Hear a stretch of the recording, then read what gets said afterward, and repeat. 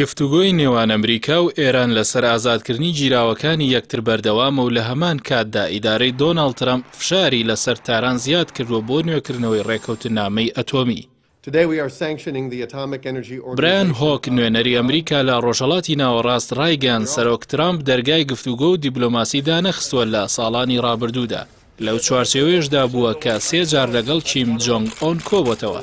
هەر بەو جۆرەش لە ئێران دەڕوانین و با دیبلۆماسیانە لەگەڵ دیبلۆماسیەتی ئێمە جوڵاوەتەوە. هۆگوتیشی تا ئێستا گفتوگۆکانی ئێمە و ئێران لە ئازادکردنی زیندانیانی یەکتر تێپەڕی نەکردووە بۆ دۆسیەکانی دیکەی وەک بەرنامەی ئەتۆمی. هەروەها باسی لەوەش کرد کە ژمارەی ئازادکردنی هاوڵاتیە دەستگیرکراوەکانی ئەمریکا لە دەرەوە زیاتر دەبێت. ئەوەش دوای ئەوەی لەلایەن ئێرانەوە مایک وایت هاوڵاتی ئەمریکی ئازاد کرا.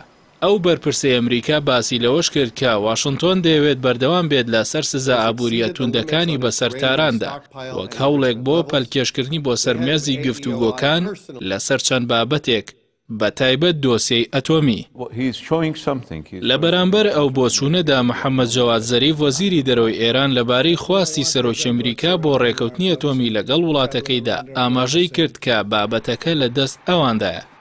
زەریف لە وەڵامی تویتێکی سەرۆکی ئەمریکا دەڵێت ئێمە ڕێکەوتنێکمان هەبوو لەگەڵ ئەمریکا کاتێک پۆستەکە دووەرگرت.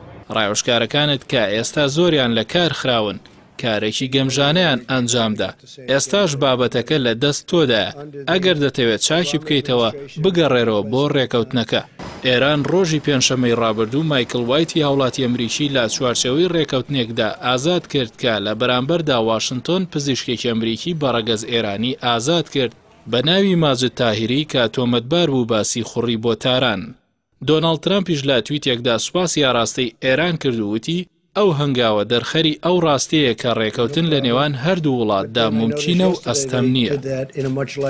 ئەمریکا لە ساڵی 2010ەوە بە فەرمی پاشەکشەی لە ڕێکەوتنە ئەتۆمیەکەی لەگەڵ ئێران کرد کە پێشتر زلهێزانی جیان و ئەمریکا لە کاتی ئیدارەی بارەک ئۆبامادا ئەنجامیاندا بوو بەرامبەر بە سوکردنی سزا ئابووریەکان بەسەر تاراندا. یەکێک لەو کەسانش کە زۆر دژی ڕێکەوتنەکە بوو جۆن بۆڵتن ڕایوەشکاری ترامپ بوو کە دواتر ناکۆشی گەورە لە نێوان بۆڵتن و ترامپ دروست بوو لە کارەکەی دوور خرایەوە. لە کاتی پاشەکشەش لەو ڕێکەوتنە بەردەوام ئەمریکا سزاکانی سەر ئێرانی زیاد کرد لە چوارچێوەی سیاسەتی زۆرترین فشار بۆ ملکەچکردن. بەڵام تا ئێستا هیچ ئاسۆیەک نییە بۆ ڕێکەوتن.